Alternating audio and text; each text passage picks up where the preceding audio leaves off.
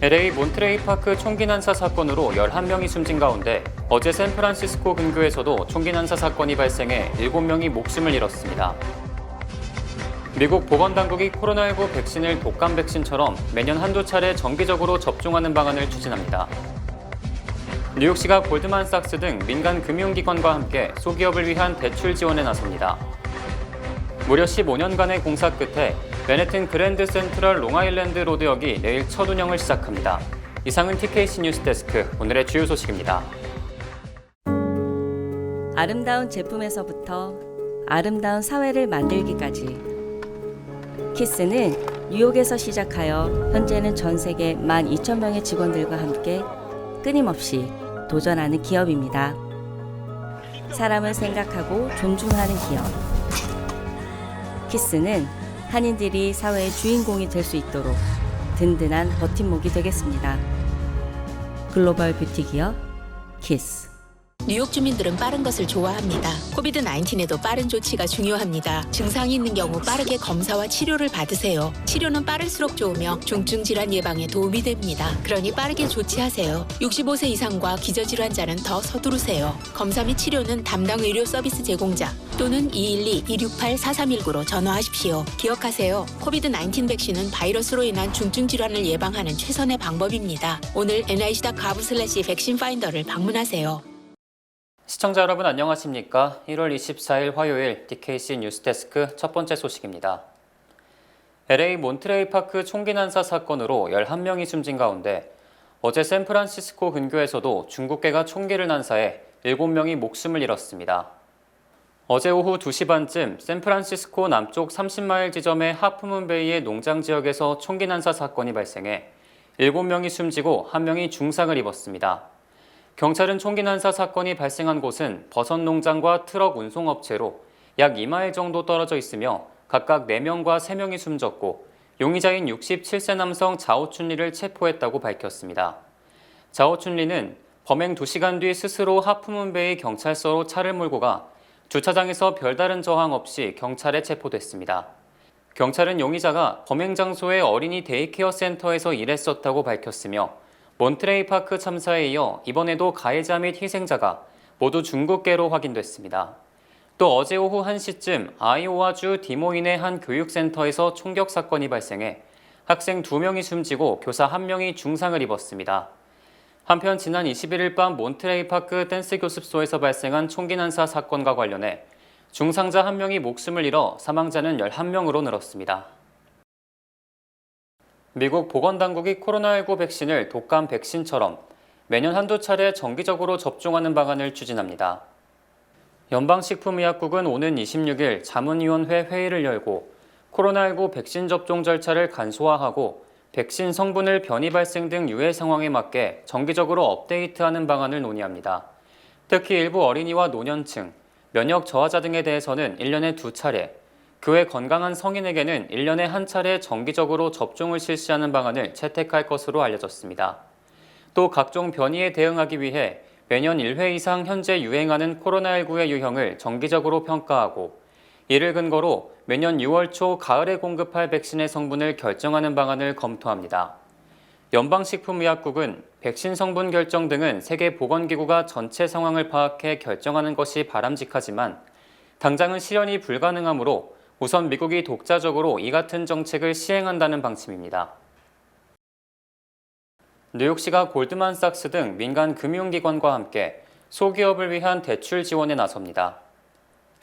에릭 아담스 뉴욕시장과 케빈 김 스몰 비즈니스 서비스국 국장은 어제 브롱스 신발 전문 매장에서 기자회견을 열고 소기업 소유주가 최대 25만 달러까지 4% 고정금리로 대출을 받을 수 있는 뉴욕시 소기업 기회기금을 조성했다고 밝혔습니다. 이번 기금은 규모가 총 7,500만 달러로 약 1,500개 소기업이 대출 대상자가 될 것으로 예상되며 뉴욕시와 골드만삭스, 마스터카드, 커뮤니티 재투자 펀드, 로컬 커뮤니티 개발금융기관 등의 파트너십으로 마련됐습니다. 대출 대상 소기업은 저소득 및 중간소득 커뮤니티 사업체, 이민자 및 여성 유색인종 소유기업, 2년 이내 초기 사업체, 스타트업 등입니다. 이번 대출 신청에 직원 수 제한은 없지만 매출이 500만 달러 미만이어야 하며 최소 크레딧 스코어와 대출 신청 수수료는 필요하지 않습니다. 대출이 승인되면 대출 규모와 상관없이 시장금리보다 낮은 4% 고정금리로 대출을 받을 수 있으며 초기 6개월은 이자만 지불해도 됩니다. 뉴욕시는 이번 기금이 사업을 확장시키고 고용도 늘릴 수 있을 것이라고 설명했습니다. 대출은 온라인 웹사이트를 통해 신청할 수 있으며 스몰 비즈니스 서비스국 핫라인으로 세부 사항을 문의할 수 있습니다. 무려 15년간 공사 끝에 맨해튼 그랜드 센트럴 롱아일랜드 레일로드역이 내일 첫 운영을 시작합니다. 메트로폴리탄 교통공사는 내일 아침부터 그랜드 센트럴 롱아일랜드 레일로드역이 오픈돼 퀸즈 자메이카와 맨해튼 롱아일랜드 레일로드 기차가 정차한다고 발표했습니다. 메트로폴리탄 교통공사는 지난 15년간 116억 달러를 투입해 그랜드 센트럴역 개보수 작업을 벌였으며 마침내 내일 롱아일랜드 레일로드역이 소프트 오픈을 한 뒤 점차 운행 노선 등을 늘릴 것이라고 밝혔습니다. 그랜드 센트럴 롱아일랜드 레일로드역은 그랜드 센트럴 메디슨역으로 명명됐으며 내일 오전 10시 45분 퀸즈 자메이카역을 떠난 기차가 오전 11시 7분 이 역에 도착하게 됩니다. 특히 이 기차는 그랜드 센트럴 다이렉트로 불리게 되며 평일에는 아침 6시 15분부터 밤 8시까지, 주말에는 오전 7시부터 밤 11시까지 운행됩니다.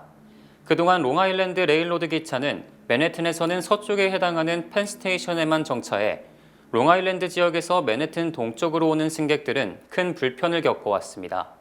하지만 맨해튼 동쪽에 해당하는 메디슨 애비뉴의 그랜드 센트럴역에 정차함에 따라 승객들이 크게 늘어날 것으로 예상됩니다.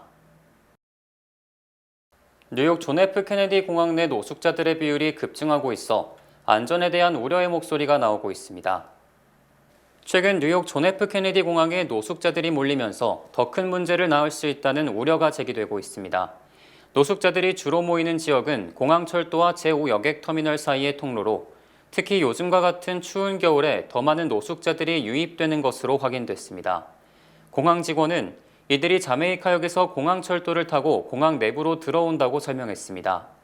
이에 대해 일부 공항 이용자들은 노숙자들이 있다고 해서 크게 위협을 느끼지는 않는다고 말한 반면 늦은 밤과 이른 새벽에 출근하는 항공사 직원들은 매일 출근길이 불안하다고 전했습니다.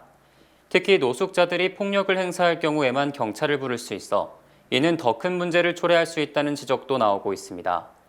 한편 노숙자연합에 따르면 현재 뉴욕시의 성인 노숙자는 10년 전보다 약 117%가 증가했습니다. 올해 한인은행을 통한 설 송금액이 지난해 같은 기간보다 크게 줄어든 것으로 조사됐으며 이는 한인들의 주머니 사정이 좋지 않음을 보여주는 것으로 풀이됩니다. 올해 8개 한인은행들의 설 무료 송금 기간 중 한국 송금은 6,643건에 1,856만 달러로 지난해 같은 기간보다 송금 건수는 27.2%, 송금액은 15.1% 감소한 것으로 집계됐습니다. 다만 올해 한 건당 평균 송금액은 2,794달러로 지난해 2,396달러보다 16.6% 증가했습니다. 은행별로는 뱅크 오브 호프가 2,487건, 726만 달러로 지난해 3,167건, 844만 달러보다 건수는 21.5%, 금액은 14%가 줄었습니다. 또 한미은행도 건수 32.2%, 금액 31.4% 감소했고 우리아메리카은행은 건수 27.9%, 금액 30.3%가 줄었으며 신한아메리카은행은 건수가 38.7% 줄었지만 금액은 12.1% 늘었습니다. 평균 송금액은 CBB가 8,977달러, 오픈뱅크가 7,157달러, 신한은행이 5,067달러를 기록했고 뱅크 오브 오픈은 2,918달러, 한미는 2,817달러로 조사됐습니다. 애플페이가 아이폰 인기에 힘입어 디지털 지갑 시장을 선점하자 치열한 경쟁 관계였던 미국 대형 은행들이 손을 잡고 디지털 지갑 서비스 개발에 나섭니다. 월스트리트저널은 웰스파고, 뱅크 오브 아메리카, JP모건 체이스 등 7개의 대형 은행이 온라인 쇼핑 등에 사용할 수 있는 디지털 지갑 서비스를 위해 손을 맞잡았다고 보도했습니다.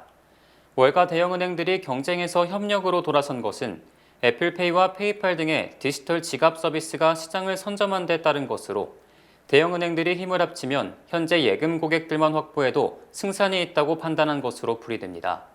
대형은행들은 온라인 송금 서비스인 젤의 운영회사인 얼리워닝 서비스의 디지털 지갑 운영을 맡길 계획이며 올해 하반기 서비스를 시작한다는 계획입니다.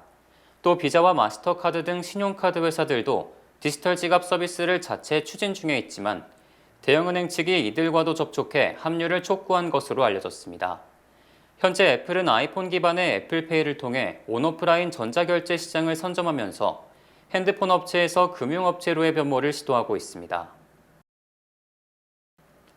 미국에 거주하는 20대 후반 아시안 10명 중 7명이 학사학위 이상의 학위를 가진 것으로 나타났습니다. 브루킹스 연구소는 대학 등록 격차 보고서를 통해 2022년 기준 미국 내 25세에서 29세까지의 아시안 중 68%가 학사학위를 소지하고 있다고 밝혔습니다. 반면 같은 연령대의 백인은 45%, 흑인은 28%, 히스패닉은 25%가 학사학위를 소지한 것으로 조사돼 아시안의 학력 수준이 크게 높았습니다. 브루킹스 연구소는 2013년 고교 졸업생 15,000명을 분석한 결과 아시안 학생은 고교 졸업 후 18개월 내 대학에 등록하는 비율이 83%에 달한 반면 백인은 72%, 흑인 62%, 히스패닉 65%를 기록했습니다. 또 소득 상위 20% 내 학생의 대학 진학률은 89%인 반면 하위 20%의 대학 진학률은 51%에 그쳤습니다. 브루킹스 연구소는 소득과 인종 등 사회 경제적 요인에 따라 학업 수준의 차이가 생기고 대학 진학률 격차로 이어진다고 풀이했습니다. 올해 미국의 주택 가격이 최소 5%에서 최대 10% 하락할 것으로 전망됩니다. 경제분석기관 무디스는 올해 미국 집값이 평균 5.1%, 최대 10% 하락할 것으로 전망했으며 대도시는 약 5% 내외의 하락을 예상했습니다. 무디스는 모기지 이자율이 6%에서 7%로 지난해 초보다 2배 이상 급등하면서 주택 구매 수요가 감소했고 이에 따라 주택시장이 바이어 마켓으로 전환되면서 집값 하락이 불가피할 것으로 분석했습니다. 특히 무디스는 캘리포니아 산호세 집값은 5.7%, 샌프란시스코는 4.15%, 로스앤젤레스는 5.19% 하락할 것으로 예상했습니다. 또 버지니아주 리치몬드는 4.4%, 메릴랜드주 볼티모어는 2.28% 하락하는 등 대도시 지역의 5% 내외의 내림세가 점쳐집니다.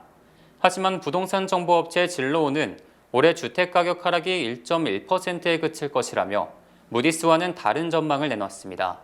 진로우는 모기지 금리가 오르더라도 주택 매입 수요는 계속 발생할 수밖에 없고 원자재 값이 상승했기 때문에 현실적으로 큰 폭의 하락은 힘들다고 주장했습니다. 지난 4개월간 중고차 가격이 10%가량 하락했으나 럭셔리 차량과 전기차는 가격이 크게 오른 것으로 조사됐습니다. 자동차 정보업체 iCars.com은 차량 반도체 부족 등으로 신차 공급이 부족해지면서 약 2년간 크게 상승했던 중고차 가격이 마침내 하락세로 돌아섰다고 밝혔습니다. 가장 큰 하락세를 보인 중고차는 테슬라의 모델 3로 지난해 9월부터 12월까지 4개월간 평균 가격이 43,817달러로 이전 4개월보다 16.8%가 내렸습니다. 또 닛산 킥스는 20,046달러, 포드 머스탱은 26,852달러, 도요타 라브4는 28,383달러로 중고차 가격이 가장 많이 하락한 5대 차량에 포함됐습니다. 중고차 가격은 지난해 11월에는 2%, 12월에는 3% 각각 하락했으며 팬데믹 시작 이후 처음으로 의미 있는 하락세를 보인 것입니다. 반면 캐딜락 에스컬레이드, 포르쉐 911, 벤츠, 마세라티 등 럭셔리 차량들이 중고차 가격이 가장 많이 오른 5대 차량으로 꼽혔습니다. 또 도요타 프리우스, 닛산 리프, 시보레 볼트 등 전기차 및 하이브리드 차량이 21% 이상 오른 것으로 나타났습니다. 주요 단신 전해드립니다. 바이든 대통령이 오는 31일 뉴욕시를 방문해 1조 2천억 달러에 달하는 허드슨 터널 프로젝트의 자금 조달 방안 등을 모색합니다. 에릭 아담스 뉴욕시장이 지난 1년간 127만 달러의 정치 자금을 모금해 이전 시장들보다 월등히 많았으며 모금액 중 절반이 타주 기부금으로 확인돼 대선에 출마할 것이라는 관측이 제기되고 있습니다. FBI 뉴욕 지부에서 대러시아 방첩 담당 책임자로 근무했던 찰스 맥고니걸이 퇴직 뒤 미국 제재를 받은 러시아 재벌을 도운 혐의로 어제 기소됐습니다. 지난 20일 뉴욕주 업스테이트의 발드윈스빌의 한 주택에서 51세 남성이 14세 딸을 총기로 살해한 뒤 스스로 목숨을 끊는 안타까운 사건이 발생했습니다. 텍사스에서 뉴욕시로 보내진 난민 신청자 4명이 지난 9일 롱아일랜드 루즈벨트 필드몰의 메이시스 백화점에서 12,000달러어치의 의류 등을 훔친 혐의로 경찰에 체포됐습니다. 멕시코 치안을 책임지는 공공안전부 장관을 역임하고 미국으로 이민 온 라르시아 루나 전 장관이 멕시코 마야광 엘차포를 보호해주는 대가로 800만 달러를 받은 혐의로 연방검찰에 기소돼 미국 법정에 섰습니다. 일론 머스크의 트위터 인수 뒤 트위터 직원이 7,500명에서 1,300명으로 무려 83%가 정리해고된 것으로 드러났습니다. 전국 2위 이동통신 회사인 T모빌이 지난해 11월 25일 해킹을 당해 3,700만 명의 고객 정보가 유출됐다고 어제 증권거래소에 공시했습니다. 1월 24일 화요일 TKC 뉴스데스크 여기서 마치겠습니다. 시청해주신 여러분 고맙습니다.